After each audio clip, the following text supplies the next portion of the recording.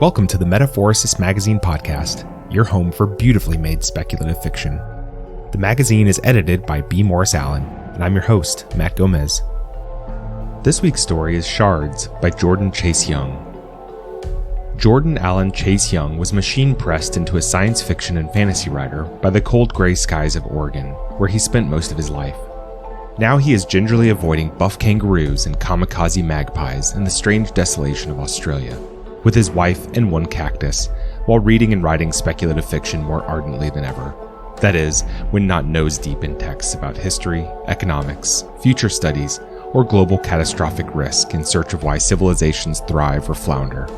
He is mostly optimistic about humanity's potential to turn the dead, quiet universe outside our pale blue dot into a living, thinking one. He enjoys hiking, video games, Twitter, astrobiology, and illustration, and wishes he had more time to draw like he used to. Find him online at ebookoftheNewSun.wordpress.com or on Twitter at JAChaseYoung. Let's jump in. Shona's seaweed harness creaked loudly as a cold, whistling gale tried to fling her off the spire. She held onto the masonry until the air stilled, until her guts ceased to cartwheel. In the 6 years since Shona had escaped the deluge, she'd rarely felt vertigo. Even when her fellow earthmasons raised the spire as high as it hung now, a mile or so above the ocean that now wrapped the world, the sun-pummeled water below seemed little more than a great sweep of stone she could stand upon if she wanted to. But thick, gray clouds had rolled out of the north that morning, bringing an unpleasant depth to the world. Whenever the wind picked up, she tried not to think of her harness snapping, tried not to see herself falling, and the spire, her home, her family, dwindling to a dust speck in the infinite emptiness above her. "Everything all right down there?" Hendrik called from the lookout. He was peering over the crenellations 4 stories up, his cloud of thick red hair bright against bronzed skin. She gave a sign of assurance. "Okay, but I'll pull you up if this wind gets any worse. Fix what you can in the meantime, my love." The braids of dried seaweed joining Shona's harness to the lookout quivered as Hendrik retightened them to their iron moorings. "Fix what I can." Hendrik's voice, hard and certain as stone, always centered her, even when he expected the impossible. "Not even the All-Creator could fix what we broke, my mountain." She did her duty anyway, pressing her ear to the cold granite and rapping her knuckles upon it, listening for the chime of ice crystals trapped within. Like all earthmasons, she could feel the stone as though it were a part of her, move it like a soft, supple clay with her will. She could sense the cracks the ice had formed, tiny, fine webs of them through the stone. With concentration, Shona knitted these shut beneath her fingers, teasing the ice inside them toward the surface for the sky to reclaim. Once she'd cleared all the granite she could reach, she shook the rightmost tether to signal for Hendrik to lower her a little, and continued working. The spire would not last more than a few years longer, 4 if they were lucky. In the pre-flood days, a good repointing job could have added decades of life to an edifice, if not more. But the earthmasons back then did not have to contend with the endless frost-weathering wrought by a dead world's cruel winds. A great earthmason could have trawled the ocean for replacement minerals, perhaps, but none of the 30 earthmasons to survive the flood had such talent, not even Archmason Tybalt. The 52 lackblooms were even more useless, lacking power over stone. The Spire folk must find land, and soon, she thought, as Hendrik pulled her back up, or our fates will join those of the uncountable multitudes that drowned. "That bad?" Hendrik asked, once she was back on the lookout. He helped her unclasp the harness. She enjoyed the feel of coming out of it, letting the coarse, smelly seaweed plop onto the cold stone floor. It could be worse. She kissed his dark lips, rough and dry as barnacles. "We'll have to search harder." 6 years of this shit. Hendrik looked at the shattered moon half visible above, no grander than a clod of pumice, crushed and strewn in a lazy arc. "If there were land, Hummingbird, don't you think we'd have found it by now?" His honesty always stung, no matter how much she depended on it. Any earthmasons who could break the moon could survive what comes after. They're out there, my mountain. We will find them. What would happen after? Shona could not guess. Let tomorrow deal with tomorrow.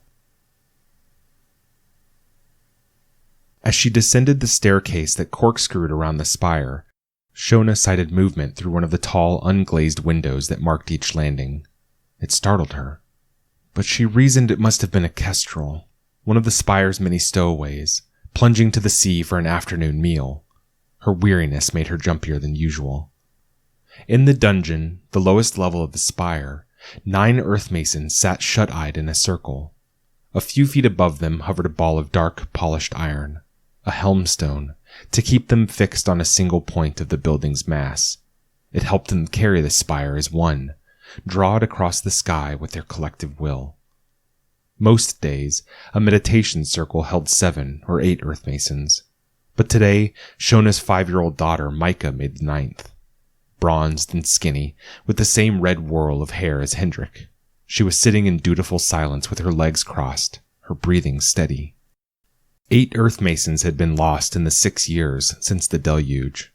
Sickness had taken 3, suicide 2 others. 1 earthmason had died from old age, and the last two had been slain during the incident. But Shona did not like to think about that. Micah's eyes shifted behind their lids as Shona padded down the hall beside the meditation circle. Unfocused. She was no more ready than Shona would have been at her age, but they did not have the luxury of waiting. Archmason Tybalt was studying the dry locks in the storage chamber when Shona entered. He gestured with his scruffy chin for her to shut the pine wood door, then went back to scratching figures on a clay slate with his stylus. His gray cat, Despond, sluiced in and out of his path as he traipsed through the oil-lit gloom, as if afraid to leave Tybalt's shadow. Shona sensed that something was wrong. She flattened down her work smock. Archmason? The repointing went well, I trust. She sighed. No point mincing words. The walls are weakening faster than I'd thought. A vein in his bald head moved, like a worm beneath vellum, but his face remained expressionless. I see. Anything else? His hard blue eyes had not faded a bit since his time as a foreman for the Guild of Architects. 100 lifetimes ago, it must have been. He'd been softer in those days, gentler, and she'd been elated to join his building team, as any earthmason would have been. But the end of the world had dried out his soul like everyone else's, leaving a husk of duties, procedures, routines. She missed the old archmason. No, nothing else. But I sense there is something you wish to tell me. Tybalt's tone was grave. Someone has been stealing from the dry locks. She frowned, not quite believing it. Are you sure? I have counted the figures 3 times. The papaya and blackcurrant leaves seem untouched, but the figs, carobs, runner beans, all have dwindled much quicker than usual this month. Removing a sharkskin glove, he reached through the iron valve of a dry lock, willing the metal around his flesh, and pulled out a few dried runner beans. This made the pendulum scale under the squat, rectangular storage device tick down half a notch. It is hardly inexplicable. Think how many drowned kingdoms each of these is worth. I promise you, I had nothing to do with it. Of course not. Do you think I would have made you my successor if I could not trust you? But an earthmason is to blame, and there are only 30 of us, Shona. Did he have Hendrik in mind? Or Micah? She bristled to think he would ever suspect her family of thievery. Murder, in fact, since every soul in the Spire needed fruits and vegetables to keep the slow death at bay. Whoever it is, we will find them. There are only so many hiding places. We will, Tybalt agreed, returning the runner beans to the dry lock. But think what this will do to our relations with the Lackblooms, to the threads of trust we've been weaving so carefully these 6 long years. We cannot tell them, not unless we want to risk another incident. Then how do you propose we catch the thief? I don't know, she said sadly. I need time to think about it. The sun burned red that evening, its reflection on the sea like molten slag pouring from a crucible. The redness spilled through the windows along the stairway, engulfing Shona as she climbed to the feast room, eager for the fish that would soon be served. Shards of moon twinkled in the sky like early stars. Which earthmason could have stolen the food? Gerald the Younger, who had once served the Crown Laws? Reyna, when she wasn't leading a meditation circle? Gellard Greyeyes? Absurd. They were honorable men and women, all of them. Maybe one of the lackblooms had learned how to bypass the drylocks. But it was her distaste for lackblooms, an ugly relic of the pre-flood world, more than any sort of logic that lent this possibility its appeal. The lackblooms had ruled over the earthmasons for centuries on the strength of their numbers, and had done so with a cruelty matched only by the earthmasons themselves, in the long-ago days when they had ruled. The days of the Stone Empire, and the Diamantine Queens, and the long war that had ended it all. She couldn't let her anger cloud her judgment. The incident had taught her the danger of that. Both peoples had slaked their anger with blood that day, a mere fortnight after escaping the deluge. The lackblooms had set it off. She would not forget that. Had threatened to disrupt a meditation circle unless their demands were met, but the earthmasons had been too quick to reply with violence. In the end, it had taken 4 deaths and far more injuries to convince the Spire folk that cooperation was the only way. The two peoples would never love each other, that much Shona knew, but they had reached a peace over the years, had even worked out their share of duties, the lackblooms fishing and cooking, mending clothes and scrubbing floors, while the earthmasons held up the spire. It was a brittle contract, held together by habit, but it worked. The thief was a threat to that, and had to be stopped. "I'm telling you, I saw it," old Lorik mumbled through a mouthful of fish. "Wings this long," lifting his arms for the other lackblooms huddled around him, wrapped as children. "And wild fierce by the look of it. Weren't no bird neither, I can swear to that. Not like any bird I seen in my life." "Sounds like you've been in the sun too much," Hendrik shot from his corner of the feast room, with a chortle that sent bits of chewed fish flying. "Hendrik," Shona cautioned. She was cutting Micah's blubber into edible chunks, her knife honed to razor sharpness for the task. Old Lorik waved off Hendrik's remark with theatric weariness. "When did you see this creature?" Shona asked. Old Lorik itched his scraggly beard. 2, 3 hours ago, while I was fixing up the seine. It was green, it was. Not like emerald, but sort of like that. Darker."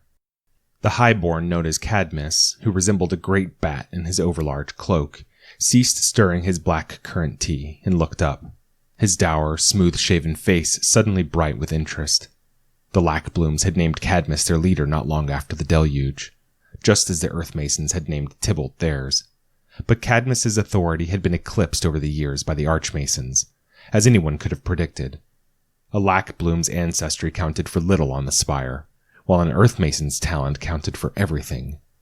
With no small bitterness, Cadmus and his closest friends had come to accept that fact, so long as the earthmasons still called him liege and treated him as such. "Like jade?" Cadmus asked. "That's it," said old Lorik. "Like jade, but in spite of its flying, I'd swear it was featherless as a snake. Made me think of dragons, like what traders used to sight sometimes over the northern parts, beyond the reach of love or law." One by one, the other 60 Spire folk in the feast room began to take interest. Cadmus sipped his tea. "I've never known you to lie, Lorik. I believe you saw this thing." Hendrik gave a snort. "Is there something you wish to tell me, blacksmith?" "Yes, my liege. I think your cloak's too tight if you credit this old fisherman's visions." Several lackblooms scowled at his disrespect. "Well, unlike you, I can read," said Cadmus, "and I have read stories of the ice seas. It is always the same tale of traders espying dragons made of gold or jade. Some say they are small gods that brought the powers of the earthmasons into the world, but I think they are beasts that earthmasons fashioned during the Stone Empire and loosed upon their foes in the days before we clean folk took over and made things right. Now they wander the skies without purpose, aimless and alone." Steg, the spearmaker, a tiny grizzled otter of a man in a filthy work smock, huffed at this. "Mud rats ain't gods, Cadmus. Making things that can live after 'em like that. His slur inspired a ripple of insults from the earthmasons, which he just laughed off. That's enough of that, said Shona, stifling a childish image of Hendrik cleaning the smile off Steg's face. I thought I saw something in the sky this evening as well, but I did not get a good look at it. I assumed it was one of our kestrels. Could that be what you saw, Lorik? A kestrel and a trick of the light? Old Lorik shook his thin gray head. I know what I seen, Stone Mover, and that was not it. That night, in their family chamber, Shona and Hendrik and Micah washed their faces and arms with warm water from the furnace, changed into their bed smocks, and prayed at each of their 4 small shrines to the facets of the All-Creator. Years ago, sleep would have sliced through Shona's consciousness like a headman's axe the moment she laid down, but she didn't fall into that pleasant blackness right away anymore, even with Hendrik's comforting arms slung over her. Worries and aches kept her gazing at the wall long after she'd turned out the oil lamps, gazing and wondering why she still prayed to a god she no longer believed in. Not truly. Tense as stone you are, Hendrik whispered. What's wrong? She checked that the door was shut, afraid her voice might carry into Micah's room. Then she told him about the stolen rations, feeling his pulse rise in his closely pressed chest. Whoever it was, I'll throw him in the fucking sea. But how'd they get in the storage room? It's damned impossible to break in without the meditation circle noticing. Unless they break in from the outside. That'd leave traces in the masonry, wouldn't it? I hadn't thought of that. Yes, it would. Have you noticed anything odd when you're closing up the cracks? Shona thought about it. I haven't worked on that part of the spire in months. By Tybalt's reckoning, the thief hasn't been at it that long. She was seized by an impulse. I can look now, if you'll help. It's the dead of night, Shona. You're to lead the meditation circle tomorrow morning. Besides, Tybalt's got the key and he's asleep. We don't need to go through the storage room. The lookout was dark and empty. Nights were much darker now that the moon was just a thin sneer of shards between the stars. Cold wind whipped Shona's face raw as Hendrik fastened a pair of oil lamps to her harness. She kissed him, grateful he'd agreed to this despite his reluctance. Be quick about it, he said. 2 minutes, all right? I don't want to have to explain this if we're noticed. I will, my mountain. I promise. He loosened the moorings, a little at a time, as Shona climbed over the crenellations and down the outer wall of the spire. She rapped her fingers on the granite for what must have been the 100th time that night, and found nothing. The patterns of ice gave no sign that an earthmason had altered the stone. Disappointed, she was about to give up when she thought of something. Below the dungeon hung the roots, a dense tangle of moss and dirt and stone that had come along for the journey when the earthmasons, in their haste to escape the floodwaters, had ripped the spire from its foundation. Could an earthmason have entered the storage room through there? It seemed absurd. The roots were a death trap, ever on the verge of crumbling loose. An earthmason had almost perished trying to repurpose their stone once. Still, she had to check, had to be sure. She signaled for Hendrik to lower her, conscious that he was getting impatient. It had been much longer than 2 minutes. The roots rustled in the wind, a vast, dark mass eager to swallow her with its shifting tendrils. Shona unfastened one of the oil lamps from her harness and raised it to study the clumps of earth that had refused to fall into the sea for 6 years. Her breath caught. Carved into the dirt was a row of thin furrows, like the marks of claws or the talons of a siege grappler, or something else. Gently, she ran her fingers through them, surprised by how deep they went. She felt something smooth at the base of a furrow and teased it out with surgical care, thinking any moment a clod of rock would collapse on her. It was a jade claw, with a jagged end as though broken off. Oh, Creator, take me. There's no way they could have wormed through the roots. Hendrik was studying the claw at his work table, his huge shadow on their chamber wall quivering in the lamplight. They spoke in whispers so as not to wake Micah. No bloody way. The roots would have collapsed in the attempt. A skilled enough earthmason could do it. Shona sipped a cup of hot papaya tea with a blanket wrapped around her. I suspect I could do it, if I were careful enough. And seal it after you like that, so there's no trace of you? Sculpting is my specialty, Hendrik. Just as smithing is yours. I'm sure it could be done. Maybe you're the thief. His sarcastic tone did not drain the remark of its nastiness, but Shona chose to ignore it. Hendrik dimmed the lamp. We should wake the archmason. No, I'm afraid he might suspect us. But you said that he affirmed his trust in me. What else would he say? You're cynical, Hummingbird. From his standpoint, we're the ones who brought another mouth into the world. If we could be so selfish once, why not again? He'd assumed the jade thing was in our possession already, that we just pretended to find it. Is that it? We can't prove we did. Hendrik sighed in resignation. Keep it to ourselves, then. Fear lurked at the edge of Shona's awareness while she meditated. Fatigue gnawed at her strength. The spire seemed to grow heavier by the hour as she focused on the helmstone. It wasn't until after Reyna had taken Shona's place in the circle, and she was trudging up to her chamber, the cold afternoon light stabbing her eyes, that her fear was free to gain shape. The thief was not from the spire. No matter how many times she turned it over, it sounded mad, but it was the only explanation. Any earthmasons who could break the moon could survive what comes after. They're out there, my mountain. We will find them. No, you fool of an earthmason, they will find us, she told herself. But who were they? And why? Why had they broken the moon, drowned the world and all creatures in it? The Spire folk believed the All-Creator had done it. The earthmasons assumed it was revenge for the Lackbloom's tyranny, while the Lackblooms held that it was punishment for centuries of decadence, of impiety. But Shona had never embraced the divine explanation. In her bones, she had always felt that earthmasons somewhere in the world, beyond the reach of love or law, had engineered the cataclysm. It had given her hope. Hope that those earthmasons, however mad or monstrous they might be, were still alive somewhere. That there was still land, civilization, a chance of rebirth.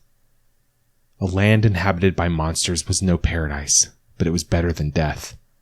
Anything was better than death. An ambush? Are you mad? Hendrik was smoothing a bent harpoon back into shape at his work table. If the thief is what you think, they won't be taken as easy as that. Shona stood behind him, resting her hands on his shoulders affectionately. If they were so dangerous, they wouldn't need to use stealth. I have figured it out, Hendrik. The thief's in exile, or a runaway perhaps. The thing Lorik and I saw in the sky. It's their craft. What in the sacred name do you mean? In the days of the Stone Empire, when earthmasons were at the height of their power, the scholars imagined we would someday build stone chariots that could fly. Not like the Spire, slow and unwieldy, but something as easy to move as your flesh. Something even the lowest earthmason could maneuver. It would take so little skill. That sounds nice, but the Empire fell when we decided it would be more interesting to fight each other. And I doubt any earthmason since the collapse ever found the trick to bloody skyships. Our empire fell, but our empire was not the whole world. Hendrik set down the harpoon and looked at her. Wanting to believe that won't make it so. Will you help me set up an ambush or not? It's a bad idea. If Tybalt catches you, what will you tell him? The truth, she said, and went to make herself some tea. She would need to keep alert if she hoped to catch the thief. The stone softened under her hand like clay in the sun, until she could fashion a small hole through it with ease. She peered through the hole. No one in the storage room. The midwife Imogen, as alert as any earthmason despite her old age, was managing Shona's harness from the lookout. Whenever Hendrik was busy in the meditation circle, Shona relied on Imogen to help her mend the spire. Shona had to move quickly, lest the midwife suspect she wasn't sealing ice cracks. After checking that Imogen wasn't looking over the crenellations, Shona expanded the hole she'd made. She grew it until it was big enough to crawl through, then shook a tether for Imogen to unspool her. The ropes of seaweed slackened with a crinkling sound, allowing Shona to worm her way into the storage room. Inside, she sealed the wall around her tethers, fixing them in place, and got out of her harness quietly. A single oil lamp was flickering, low. She ran her hands across the floor until she found it, a spot 1 arm span across with no cracks or fissures, as if the stone had been melted down and set anew, just as she'd anticipated. She buried the end of a long line of sea silk in the spot, shallowly enough that the thief, while emerging from the roots, would not notice it before setting it loose, then took the line with her as she got back into her harness and crawled out of the room. She resealed the wall as she went, leaving just enough space for the silk.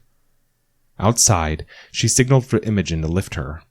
When she reached the story she wanted, she climbed partway around the spire to her chamber window, then clambered through it. She pulled the line of sea silk as taut as she could, tied its other end around a ceramic bowl, and hung the bowl off her bedside table, high enough to shatter when it fell. The next time the thief opened the floor of the storage room, someone in her chamber would hear it.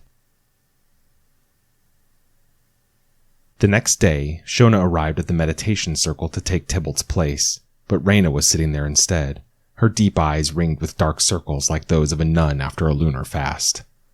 "What do you mean he's missing?"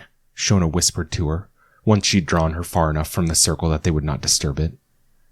"Tybalt was meant to take my spot in the meditation circle," Reyna explained, "but he never appeared." Shona tried to squelch the tar bubble of fear rising in her. "Did you visit his chamber?" "Shona, I've looked everywhere. The archmason's gone." "Have Gellard take my place for now. I'll return soon." Shona hurried to the archmason's chamber on the second story.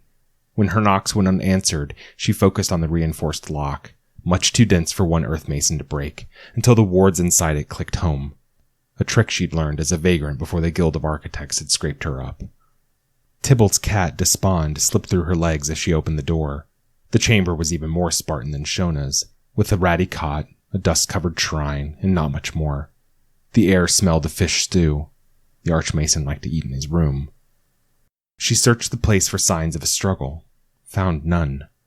She raced back down to the dungeon and into the storage room, surprised it was unlocked. It looked just as she'd left it a day ago. The line of sea silk, as far as she could tell, had not been moved. There was just one change, a red stain on the floor near the dry locks, no larger than a coin. It might have been nothing, drops of tea that Tybalt had been sipping during his last inspection, perhaps, but Shona suspected it was blood. "You don't think he—" Reyna stood in the doorway, voice edged with fear. "Jumped? Never. Not Tybalt." Shona had no choice but to tell the Spire folk. But the thief had to stay a secret, until she could prove it was not one of them. They would gorge on the chance to blame each other, if she gave it to them. After hearing the news, the Spire folk she'd summoned to the feast room, everyone, save the earthmasons in the meditation circle, traded looks of disbelief, of despair. Hendrik kissed Micah's head and whispered something reassuring to her. Shona's voice chiseled through the silence. "When was the last time any of you saw him?" Gellard Grey Eyes lifted his small, sun-cured head. Though not blind, as Shona had assumed once, his eyes had a milky pallor equal to his name, the residue of some affliction in his youth. "I took Tybalt's place in the circle. He went into the storage room to tally up our food, if I remember right. I don't know if he left the room. I was deep in meditation by then." Cadmus stared at Shona over smooth, steepled hands. "Tybalt and I were not friends, as you know, but I know a hard man from a soft one. The only thing that could have killed him was another earthmason." Murmurs of agreement filled the room. "Or a lackbloom with the edge of surprise," said Hendrik. "But we don't know he's dead. We'd be fools to assume it." "I agree," said Shona. "Seeing as you're the archmason until we find him," said Cadmus, "what do you suggest we do?" "Stay in groups. Avoid the dungeon except to meditate. Keep your eyes open for any trace of Tybalt. And most importantly, do not let his disappearance distract you from your duties. We still have a spire to maintain." Old Lorik ran long fingernails through his beard, his sun-reddened eyes fastened on something only he could see. "All these years searching for land, and it's only after that thing in the sky showed up someone disappears. Very curious." "What are you suggesting?" said Reyna. "Only that things have taken on a strangeness since we headed north. Can you not feel it?" I can feel my head annealing whenever you speak, said Hendrik. Old Lorik shot him a look. We should resist indulging in superstition, said Shona, trying to channel Tybalt's calm, when our situation's vexing enough as it is.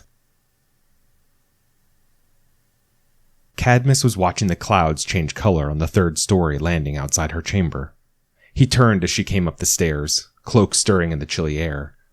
It's a queer thing, but I could swear I heard someone in the harness a few days ago, in the dead of night. Most likely just the wind, of course. Most likely, my liege, said Shona, fumbling for the chamber key in her trouser pocket. Who would be inspecting the wall at that hour, in such bitter cold? She made to open her chamber door when Cadmus touched her shoulder, his dolphin skin gloves so soft it might have been air. Is there something I can do for you, Cadmus? I don't know what you're hiding, and I don't know why you're hiding it, but I would remind you that secrets don't last long on the Spire. Give Hendrik my regards, Archmason Shona. He dipped his head in farewell and made his way down the stairs. Shona untied the ceramic bowl from the line of sea silk and set it on the bedside table. Hendrik was sitting on the cot, unlacing his boots. The smell of death rose from his feet as soon as they were free.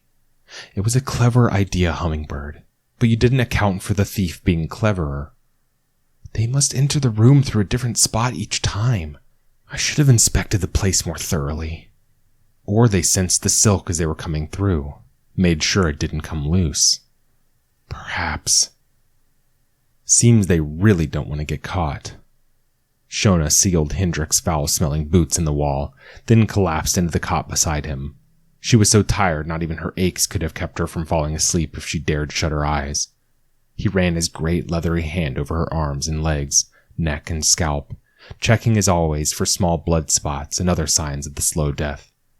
His exhalation held relief, but it was temporary. Cadmus confronted me, Hendrik. He knows we're not telling them everything. That pompous shit can get tossed to the sharks. One lack bloom talks to another. Soon they all want answers. So tell them the truth. That an earthmason from outside the Spire has been stealing our food. That Tybalt may have tried to ambush them. May have gotten killed. Shona looked at him. You believe me then? He nodded. I didn't want to tell you, but I thought maybe the thief was Tybalt himself till he vanished. He spent more time in the storage room than anyone. I thought maybe he figured someone would find out, and telling you was his way of protecting himself. I'm ashamed it even crossed my mind. I won't pretend it didn't cross mine as well, Shona admitted. The thief must be here, right? They've got to set down somewhere. They must be hiding the walls of the Spire. Or under it. She sat up, her fatigue swept away by adrenaline. They're hiding inside the roots. That's madness. It would collapse, yes, unless you're the sort of earthmason who can break moons and fly skyships. Hendrik covered his face. Oh, Creator, take me. You want to go down there. If we're right, do you know what that means? He spoke the word tentatively, like a fickle spell. Land. Land, she said. They'll know the way to land. You're mad to even dream of going in that death trap. I won't deny that, Hendrik. And, damn everything, I'm as mad for helping you. Shona was in charge of the storage room now that she was Archmason, but she felt no less like an intruder entering it without Tybalt's permission. Habits were slow to thaw on the Spire. Inside, Hendrik helped Shona moor the seaweed harness to the wall. It was unlikely anyone would notice it missing at this hour, but Shona still prayed that no one visited the lookout. When she was finished donning the harness, Hendrik gave her the long knife he'd sharpened that evening, and she strapped it to the harness alongside 2 oil lamps. A second knife gleamed in Hendrik's belt. Since the seat of the harness only had room for Shona, Hendrik linked himself to a harness tether for safety, looping one end of an iron chain around it and looping the other end around his belt. Shona knelt to open a hole in the floor when a fresh fear constricted her. What is it? Hendrik whispered. She could sense the roots below them, huge and heavy. What if we're wrong? What if there's nothing down there? The thief may have fled already. That's true. But we'll never know unless we look. And if they captured the thief, what then? How would she handle learning that her kind had drowned the world after all? The very thought twisted her guts with guilt. But it was this or death. There was no other way. Shona carefully formed a hole in the floor, revealing the dark brown surface of the roots. She sculpted their path downward in slow, deliberate scoops, while Hendrik packed the dirt and rock they displaced back into the walls above them, leaving just enough room for the harness tethers. The deeper they went, the slower they worked, pausing each time a tremor passed through the roots. The tremors grew louder. Shona paused to drink from her water skin, passed it to Hendrik. I can sense a pocket over there. One hand on the stone, Shona pointed to a spot perpendicular to their path. No, there. She adjusted her finger downward. It's at least as big as our chamber, but I can't tell much more than that. Hendrik brushed water off his beard. How far? Too far for the harness. We'll have to leave it behind. No. He grabbed her before she could pull the clasps. Too dangerous. If the ground falls from under you, you're finished. I'll go. He unchained himself from the tethers. Hendrik, you would leave Micah an orphan? Listen. She took his hand. Nothing we do here will matter unless we capture this person. And as strong as you are, there is only one of you. He chewed his lip, looking anguished, but when she took off the harness, he did not stop her. They tunneled through the earth until the pocket was an arm span ahead of them, seeming to throb under Shona's hands with 100 possibilities. Her heart was racing. Her skin was clammy with sweat. They both drew their long knives, and Shona opened the last stretch of stone. It was a room, half again larger than their own, the walls smoothed with great care. A few stone containers rose from the floor, as large as the dry locks in the storage room. The lid of one was askew, letting out the scent of fish. Shona crept into the room with Hendrik, scanning the objects on the floor in wonder. A small midden of fish bones, scuffed clothes made of yellow-gray silk, little white spheres that gave off light, a pair of greaves with jade plating. Atop a shiny black book with strange gold characters across its spine sat a steel and glass disc with a twitching needle at its center. A tunnel led to another room. Inside was Tybalt, lying still. They rushed to him and pulled him upright. His face was cut, bruised. An elaborate steel brace bound his wrists, and a sharp wire running from its intricate little wards was looped around his throat. Tybalt's eyes snapped open, bloodshot. Shona, thank the All-Creator you're alive. Where are they? Catching fish, I assume. Listen, she is not wicked. I don't think. She seems scared. We'll decide that for ourselves, said Hendrik. He knelt to cut the brace's wires, but Tybalt flinched away. It'll tighten around my throat if you try to break it. Is there a key? Tybalt shook his head. All magic. Their metalcraft is unlike anything I've seen. She has a flying thing. Oh, Creator, take me. If I'd known what we were dealing with, I would not have ambushed her. What does she want? Asked Shona. We've tried to communicate, but it is difficult. Her language is unfamiliar to me, though not entirely. Some words I know. I'm not sure why. She has escaped from something or someone, I think. She has the air of one who has endured many ordeals. Do you know where she came from? No, but she does not look, well, like us. Before Shona could ask what he meant, the roots shuddered slightly, as if something had struck them. She fashioned an alcove in the wall and pulled Hendrik into it, then sealed it close, save for a hole to peer through. The sound of stone parting, then footsteps. A small hunched woman shuffled into the room, pulling off a suit of jade armor one piece at a time. Her skin was pale as a moon shard and crisscrossed with paler scars, and her hair flowed down fine and white as asbestos when she removed her jade helm. She might have been 100 years old until she turned her head, and then looked no older than a maiden, with a perfectly smooth face but for a pair of slanted scars. Her eyes were huge. One had a black pupil so large it seemed a hole in her head. The other was a ball of neatly etched jade. As the woman approached Tybalt, clutching a fat brown fish like a cudgel, Shona was certain the woman would hear her heartbeat through the wall. "Fel," said Tybalt. "If you let me go, I could be more useful to you." Fel mumbled something in a harsh tongue and tossed the fish to Tybalt. Then she hauled a cask of water into the room.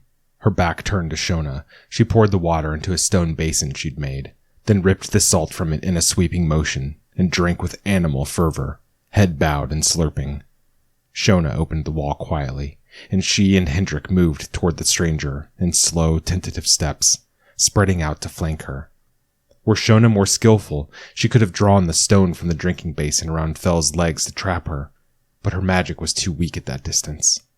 She had to settle for barbarism. Focusing, she levitated the long knife with her magic and guided it silently toward a spot behind Fel's spine, holding it in place there. Hendrik levitated his own blade behind Fel's heart so that it looked as though a pair of invisible assassins were on the cusp of ending her. "We do not wish you harm," said Shona, praying Fel understood her tone if not her words. "Please do not move." Fel went stone still. Then, in defiance of Shona and Hendrik, the knives edged back from Fel slightly as she turned around, bearing neat jade teeth. Tiny, colorful piercings sparkled in her nose, cheeks, eyebrows. "Stay calm," said Hendrik, holding up his palms in restraint. To Shona's horror, the knives began to glide toward her and Hendrik, glimmering, steady as hate. "Calm." Fel rolled the word in her mouth like a bitter morsel of something. Shona and Hendrik pushed back as hard as they could, but it did not matter. The knives drew closer, and closer still. Hendrik swiped to grab one, but the hilt twisted out of reach. Fel laughed, a cruel sound, thick with contempt. "All Creator save us if this fails." Shona dropped to her hands, flinging her strength into the ground. The stone cracked with a thunderclap. Tremors surged through the roots. Fel let the knives drop with a startled gasp and reached down to keep the floor from collapsing. Hendrik lunged at her, slamming her against the wall. She sucked in air through squeezed pipes and sprang a stubby jade spike from a knuckle, then stabbed Hendrik's abdomen, twisting into it. Blood bloomed from his work smock, dark as wine. Shona grabbed the spike arm and pinned it to the wall. Fel tried to scream, but Hendrik had her locked in a sleeping grip. In seconds, she slumped to the ground, unconscious. The roots rumbled and shook. A slab of floor fell away to reveal a patch of night black ocean. Cold air sucked Shona's hair toward the hole as she tried to close it. Tybalt helped her, reaching with bound hands until the ground resealed. Slowly, the tremor subsided. Hendrik sat against the wall, clutching his wound. Shona's throat tightened at the sight of it. "I'll be fine," he said. "The healer can fix it." Tybalt shook his head. "There's no chance of climbing up in that condition." "Don't be so optimistic." But Tybalt was right. Shona would have to make the journey alone. "If that thing moves so much as a finger, don't hesitate to knock her out again," she said. With Tybalt's help, she found the skycraft in a carefully sculpted tunnel sealed off from the other rooms. She remembered the running paths that some birds used to gain momentum for flight, and assumed the tunnel held a similar purpose. The craft was made of jade and wood and canvas, with a pair of long, hinged wings folded up against its flanks, and a carriage just large enough for one. It stood on 2 legs with sharp-clawed feet. One claw was broken off. Shona climbed into the craft and concentrated on its wings.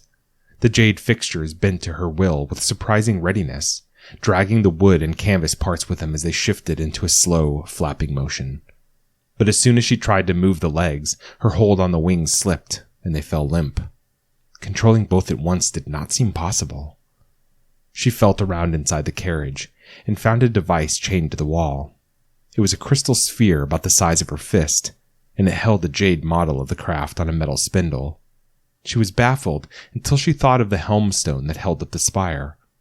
A depression at the front of the craft clicked as Shona placed the sphere inside it. She focused on the little model, on moving its wings and legs at once. The craft mirrored the movements. So that was the trick. She walked the craft across the tunnel to get a feel for it, then back again. It felt slow and heavy, and after some missteps, she thought it might be safer to climb back up the roots. But a fresh surge of tremors quashed that idea.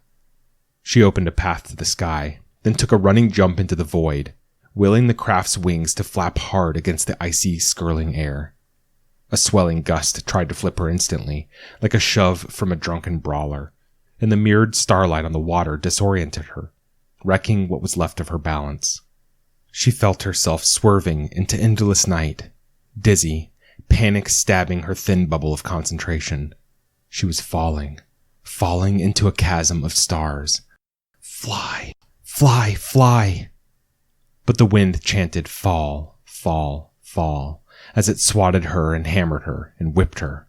She kept her mind on the model in the crystal sphere. Now that she was too far from the Spire's light to see it clearly, she could focus on the weight of the craft and on the movement of the wings, as if she were sitting shut-eyed in a meditation circle. And the craft steadied itself, wobbling. She forced the wings to flap harder, harder. Veering a little, she saw the dwindling silhouette of the Spire, ink black but for faint specks of lamplight, and flew toward it. She alighted on the lookout harder than intended, causing the craft to creak and shudder. Relief flooded her chest as she jumped to the ground, followed by a sudden wave of fear. Cadmus was standing before the stairway entrance in his everyday clothes, clutching his cloak tight around himself for warmth. An oil lamp rested on the ground beside him, as though he'd been waiting for her. His mouth moved a few times before words came out.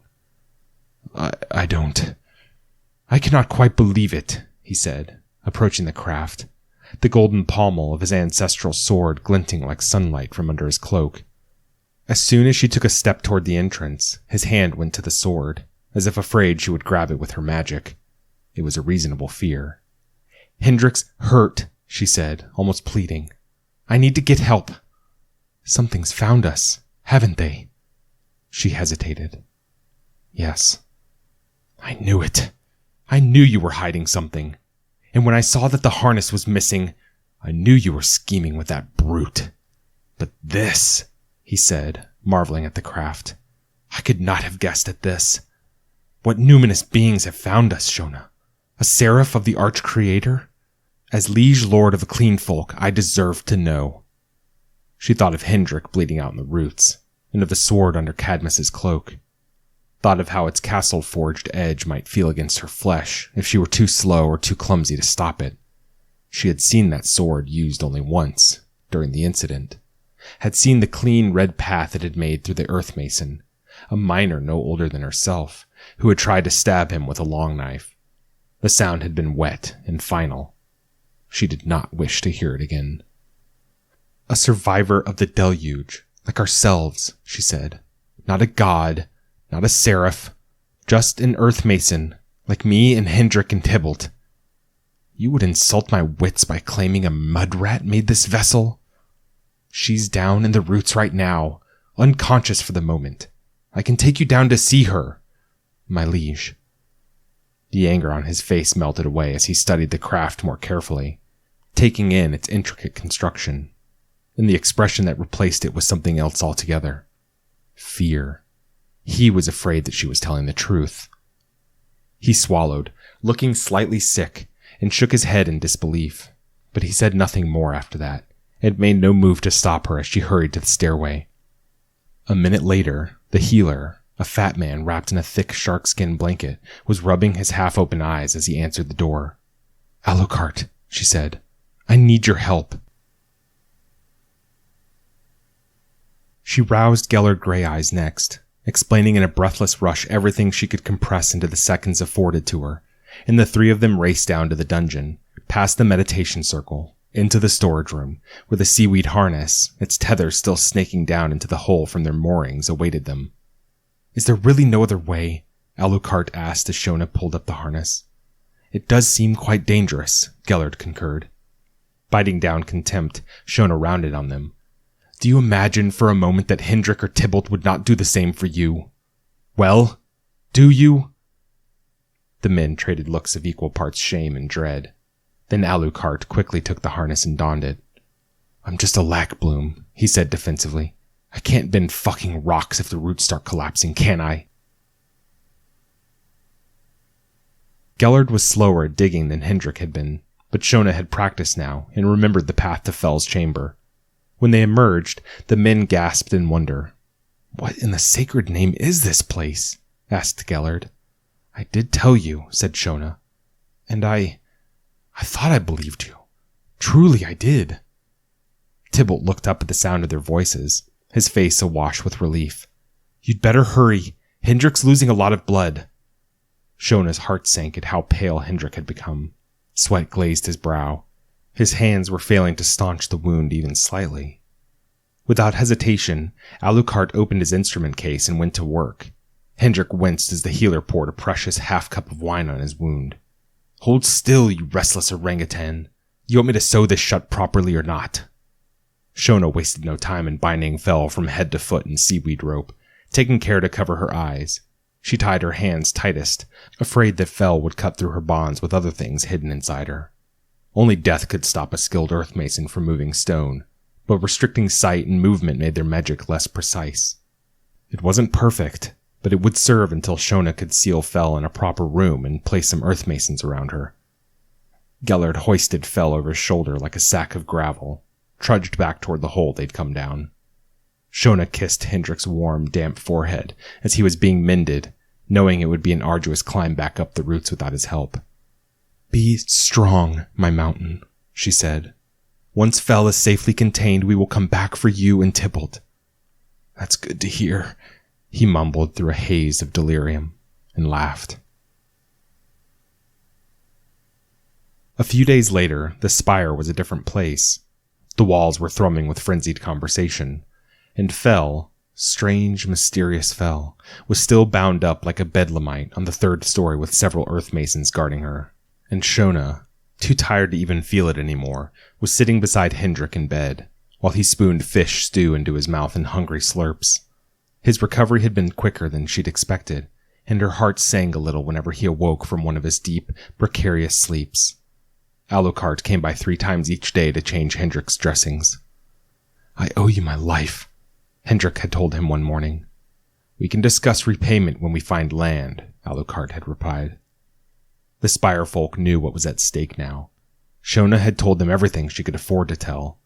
Every face in the feast room had drifted through a dozen shades of astonishment as she gave her account of recent events, from the missing food to Tybalt's kidnapping and her struggle to find him.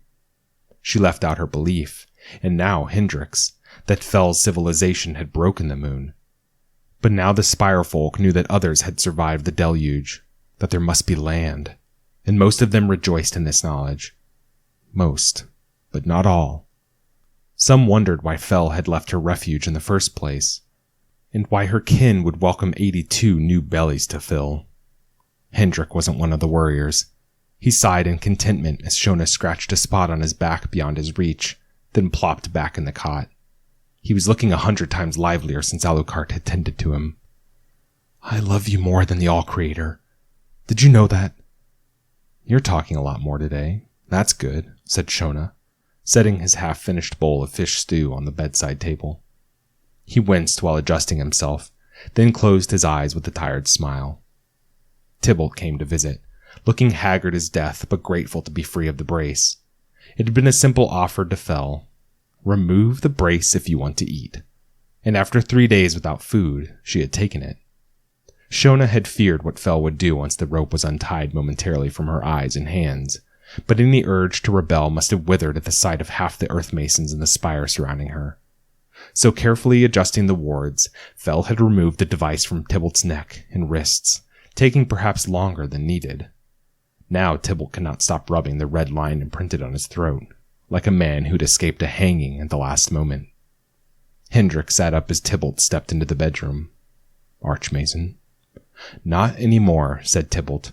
"I have ceded that burden to Shona. I am old and weary, and it is my right."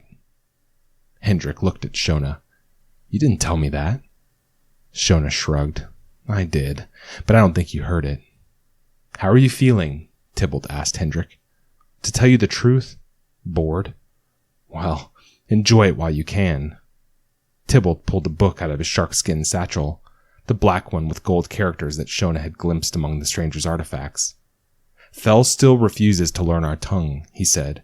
"It will take some time to communicate, but I have studied this item carefully, and I think you should know what I have found, Archmason." Gently, as though handling a delicate instrument, he opened the book. Hundreds of silvery pages swished apart to reveal surfaces, slight blank but for snatches of light or shadow where creases had formed. Beautiful, isn't it? Are those pages made of metal? Said Hendrik. Tybalt nodded. Yet softer than any parchment. And that's not the strangest thing about them. Shona, would you care to close the window shutters and cover the gaps with a blanket, if you would? Once the room was dark, Tybalt procured something from his pocket which began to glow, illuminating his face at ghoulish angles. It was one of the light spheres that belonged to Fel. Look, he whispered. Shona and Hendrik leaned over the book.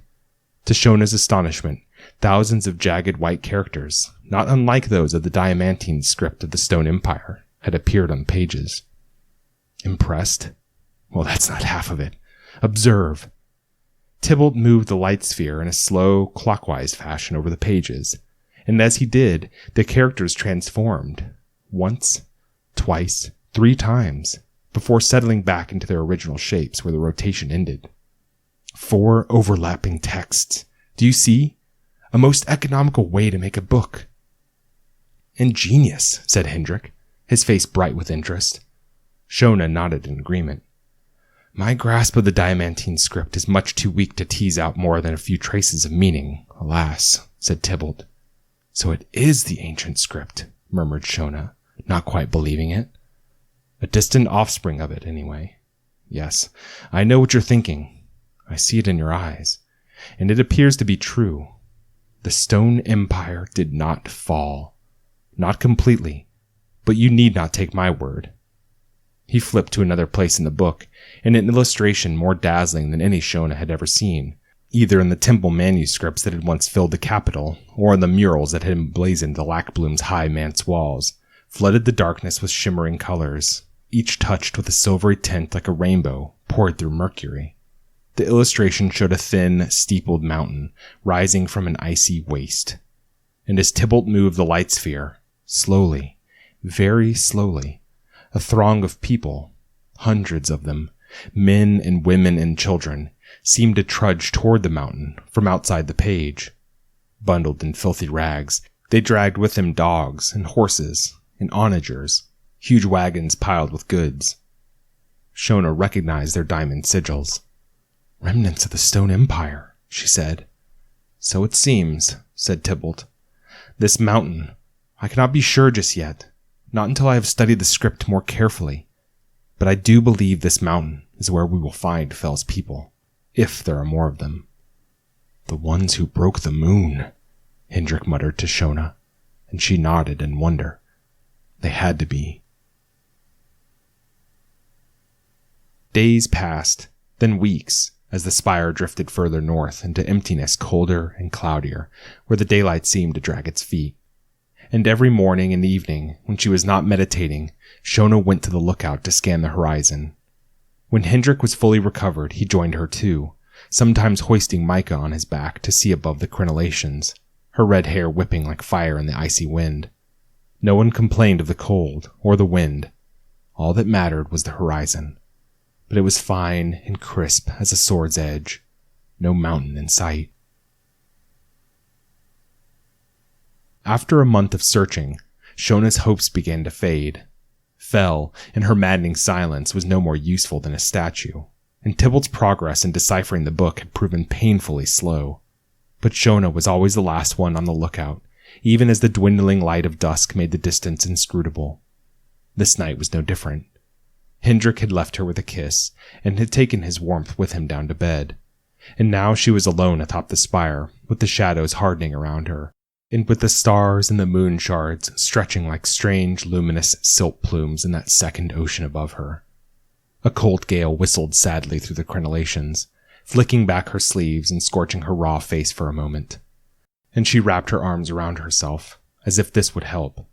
She felt the walls of the spire just then, weak and tired and cracked from the cold. She belonged in bed with Hendrik, she thought, and turned to leave. But as she did, she caught a flicker out of the corner of her eye, and paused, feeling the same small tug on her awareness as when she'd glimpsed Fel's craft for the first time, though she had not known it then. She leaned out over the crenellations, searching the horizon. The flicker came again, stronger. A thin orange light, not like the silver white of the stars. A wisp of cloud was half obscuring it, and then it wasn't. And the light grew with her certainty, its faint aura limning a thin, steepled shape that rose from the distant water. Her heart was thudding so loud she could not hear the wind anymore, could not feel the stone beneath her either. She seemed to be hovering above it, as if in a dream. But it wasn't a dream. It was real. They had found land. That was Shards by Jordan Chase Young. Thanks for listening. If you'd like to read or listen to more speculative fiction, visit us online at magazine.metaphorosis.com or on Twitter at MetaphorosisMag.